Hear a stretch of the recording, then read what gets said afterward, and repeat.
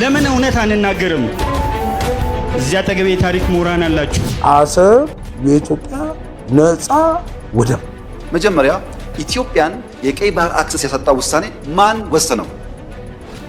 ካቢኔው ይሆናል ብለን የካቢኔውን ዶክመንት ብናገላብጥ የለም። ጉዳዩ ለኢትዮጵያና በኤርትራ ሕዝቦች የግጭት ምንጭ ሊሆን እንደማይችልም ያምናል። ስለሆነም የአሰብ ወደብ ለኢትዮጵያ ነፃ ወደብ ሆኖ እንዲያገለግል ወስኗል። አንዳንዴ ሳስበው ይህች ሀገር ቲያትር ቤት ትመስለኛለች። የተመረቀው ሰው ደም ከማቆም ይልቅ አጣና ያቀብላል። እኔ ምን አይነት ሀገር ውስጥ እንዳለን አንዳንዴ ግራ ይገባኛል። የሚያስይዝ ዘይት ለመግዛት እስኪ ይዘን እንሰለፋለን። መከላከያ ጥሪ ያቀረበ ጭራሽ ከሻዕቢያ ጋር ሆነን መከላከያ እንዋጋለን። ሞክር መተኮስ አይደለም እኮ ፈስፍሳና ከዛ ሳይለኝ አንድ ሻዕቢያ ከትግራይ አትወጣም። ብንሰርክም ባንሰርክም እንኳን ክርስቲያኑን መሬት እንኳን ኦርቶዶክስ ሆነ። ለምን እውነት አንናገርም? እዚያ አጠገቤ የታሪክ ምሁራን አላችሁ። የህግ ምሁር እኔም አውቀው የህግ ምርምር ስርዓት ሰርቶ ሲያመጣ እኔ የምናገረውን ቋንቋ ማን አስተማረኝ? ጉራጌ፣ አማራ፣ ትግራይ የተለያዩ ሰዎች የነዚህ ሁሉ ድምር ውጤት አይደለውም እንዴ? ምን አለበት የህግ ምሁሩ የህግ ምርምር ስርዓት ቢያወጣ? የማህበራዊ ሳይንስ ተመራቂው ማህበራዊ ምስቅልቅል ያመጣል። ሕክምና የተመረቀው ሰው ደም ከማቆም ይልቅ አጣና ያቀብላል። እኔ ምን አይነት ሀገር ውስጥ እንዳለን አንዳንዴ ግራ ይገባኛል። መማር መደንቆር ነው። ለዚህ እኮ ነው ያልተማሩ ምሁራን ያቆዩአትን ሀገር የተማሩ ማይማን ሊያፈርሷት ነው ያልኩት። በመጨረሻ በአፄ ዮሐንስ ንግግር ዝጋ እንዲህ ያሉ በአማርኛ ነበር ጥሪ ያደረጉት ጠላት ኢትዮጵያን በወረረበት ጊዜ። የሀገሬ ኢትዮጵያ ልጅ ሆይ ልብ አድርገህ ተመልከት። ኢትዮጵያ የተባለችው ሀገር አንደኛ እናት ናት፣ ሁለተኛ ሚስት ናት፣ ሶስተኛ ልጅ ናት፣ አራተኛ መቃብር ናት። እንግዲህ የእናት ፍቅር፣ የሚስት ደግነት፣ የልጅ ደስታ፣ የመቃብር ታቃፊነትና የዘውድ ክብር ምን ያህል እንደሆነ አውቀህ ተከተለኝ አሉና 80,000 ህዝብ አስነስተው የጉንዲትና የጉራን ድል ተጎናጸፉ። ጠቅላይ ሚኒስቴርዬ ግን ሰዎች እኮ ተጓዡ ጠቅላይ ሚኒስቴር እያሉት ነው። አብረውን የሚያድሩበት ጊዜ እየናፈቀን ነዋ። ከደጅ ሆነው እያስተዳደሩን እኮ ነው ቤት ሲፈርስ ራሱ የማይሰሙት። በበኩሌ ግን ይህች በየሀገሩ እየሄዱ ጸጉሮን እየቆጣጠሩ ዶላር የሚቀፍሏት ነገር ትመቸኛለች። አንዳንድ ሰውና ነገሮችን ግን አንድ ቢሉልን ደስ ይለናል። ከፈለጉ ሁለትም ይበሏቸው። እስቲ ታዩት ትግሉን ጨርሰናል ብለው ያስጨበጨቡ ሰዎች ላፕቶፖቻቸውን አስረክበው ዱላና ገጀራ ሲታጠቁ አንድ ይበሉልን እንጂ። ሌሎች ደግሞ ቤት አፈርሰው ግሪን ኤሪያ ልንሰራ ነው ይላሉ። የምር ግን የሚያፈርሱት ወደፊት ግሪን ካርድ ለመጠየቅ ነው ወይስ ግሪን ኤሪያ ለመስራት? እነዚህንም አንድ ይበሉልን። እኔም አምባገነንነትን በአዲስ መልክ የጀመራችሁን ይመሰለኝ። ያው ምግብ በአዲስ መልክ ጀምረናል ብለው ምግቡ ሳይታደስ ቤታቸውን በቀለም አድሰው ብር እንደሚጨምሩ ምግብ ቤቶች ማለት ነው እንዴ። አምባገነንነትን በአይነቱ አየናት እኮ። አምባገነን ስል መንግስቱ ኃይለማርያም ተዛሉኝ። ያኔ ነው ጓድ መንግስቱ ከጓደኛቸው ጋር አንድ ሁለት ሲሉ ያመሹና ወጣ ብለው ፊኛቸውን ቦታ ሲያስለቅቁ ጓደኛቸው ተለቅ ያለ ምናምናቸውን ሸፈና አድርገው ይሸናሉ። ጓድ መንግስቱ አፋቸው በሳቅ ተሞልቶ አፍረን እንዳይሆን ከለለ የምትሸናው ሲሏቸው ፈርቼ ነው እንጂ አንተ እኮ አትታመንም፣ ይህንንም ካየት ይወረስ ልትል ትችላለህ። አሰብ የኢትዮጵያ ነፃ ወደብ ሆኖ ያገለግላል። ማን ያለው? ኢሳያስም መለስም። የአብሽን ጥያቄና የሁለቱም መሪዎች መልስ ሰምተን እንመለስ። መጀመሪያ ኢትዮጵያን የቀይ ባህር አክሰስ ያሰጣው ውሳኔ ማን ወሰነው? ካቢኔው ይሆናል ብለን የካቢኔውን ዶክመንት ብናገላብጥ የለም። ካቢኔው አያውቀውም። አይ የለም ምክር ቤት ይሆናል የወሰነው ብለን ብንወስን ምክር ቤቱም አልነበረ፣ ምክር ቤት አያውቀውም ውሳኔውን። የለም የኢትዮጵያ ሕዝብ ሪፈረንደም ወስኖ እንዳይባል ነበርን እኛም ያኔ። የኤርትራን ጊዜያዊ መንግስት የአሰብ ወደብ ለኢትዮጵያ ኢኮኖሚያዊ ደህንነትና እድገት ያለውን ከፍተኛ አስተዋጽኦ ይገነዘባል። ይኸው የባህር በር ጉዳይ ለኢትዮጵያና በኤርትራ ሕዝቦች የግጭት ምንጭ ሊሆን እንደማይችልም ያምናል። ስለሆነም የአሰብ ወደብ ለኢትዮጵያ ነፃ ወደብ ሆኖ እንዲያገለግል ወስኗል። ገጽ 2 ቁጥር 5 ላይ የኤርትራ ህዝብ የራሱን እድል በራሱ የመወሰን መብት ቀደም ሲል እንደገለጽኩት በተጨባጭ የተረጋገጠ ቢሆንም እንኳን ህጋዊ መመዘኛ እንዲኖረው የውሳኔ ህዝቡ ለሁለት ዓመታት እንዲዘገይ በተወሰነው መሰረት በመጪዎቹ 2 ዓመታት ውስጥ ለዘለቄታው የሁለቱም ህዝቦች ዝምድና በሚመለከት አዲስ ምዕራፍ ለመክፈት በመግቢያነት ውሳኔ ህዝቡን በ2 ዓመታት ከማዘግየት በተጨማሪ የአሰብ ወደብ ለኢትዮጵያ ህዝብና ለኢትዮጵያ ኢኮኖሚያዊ ግልጋሎት ክፍት እንዲሆን መወሰን። አሁን ጥያቄ ምንድነው? ወፉ ጥያቄው ምንድነው? ጥያቄውማ ነፃ ወደብ ምንድነው የሚለው ነው። ኤርትራ እንደ ሀገር ስትመሰረት ምን ብለው ተስማምተዋል? አሰብ የኢትዮጵያ ነፃ ወደብ ሆኖ እንዲያገለግል ነፃ ወደብ ፍሪፖርት ማለት የራስህ እንደሆነ አርገህ የምትጠቀመው ማለት ነው። ወፍዬ የራስህ ከሆነ ማለት ምን ማለት ነው? ሰርቪስ ቻርጅ ይኖራል ለራስህ የምትከፍለው የሰርቪስ ኪራይስ ነው፣ የወደብ ኪራይ ነው። መከላከያ ጥሪ ያቀረበ።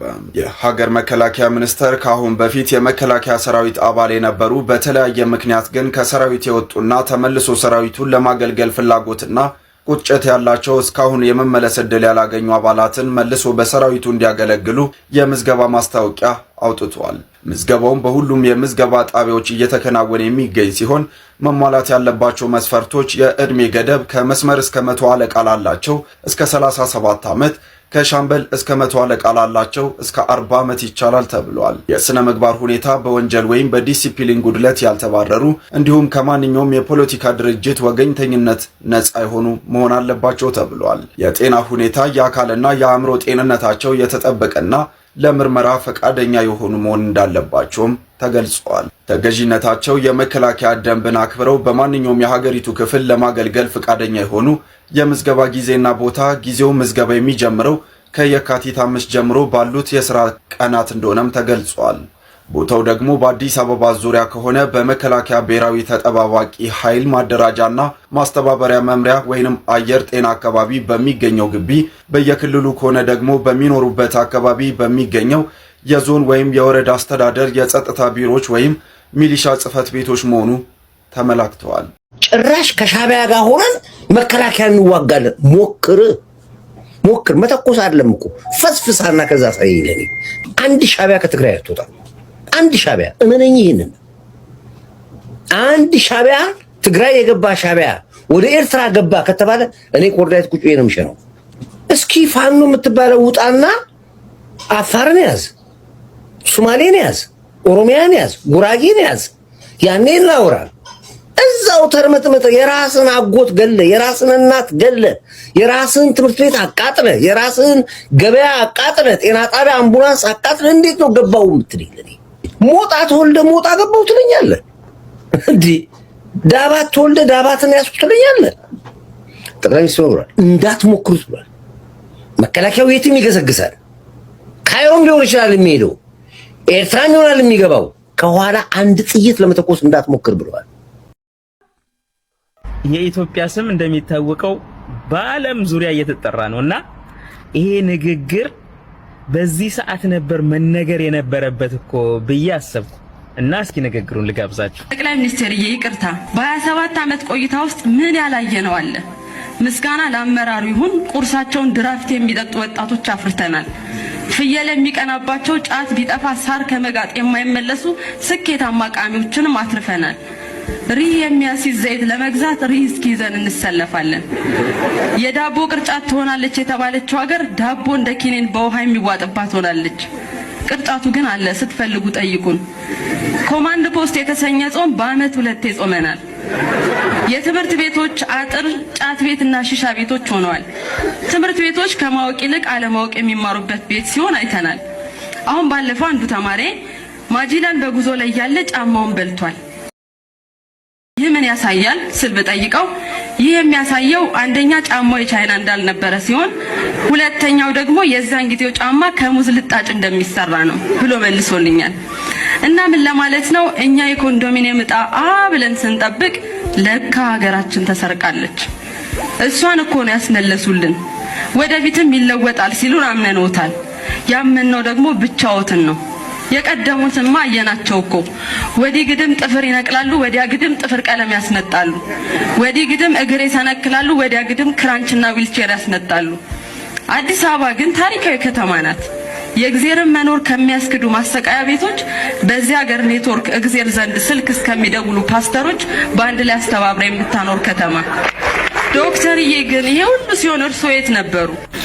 የእውነት በጣም የመቻት ግን የት ደረሰች እቺ ሴትዮ? እንደዚህ ብላ የተናገረችው እቺ ሴትዮ የት ደረሰች? የምር እኔ በቃ ሰሞኑን መነገር የነበረበት ንግግር ነው ብዬ እንደ ምስጋና ለማቅረብ ያህል ነው። ጠቅላይ ሚኒስትር ግን ይሄ ሁሉ ውበት ሲፈጥሩ እስከ ዛሬ ድረስ የት ነበሩ?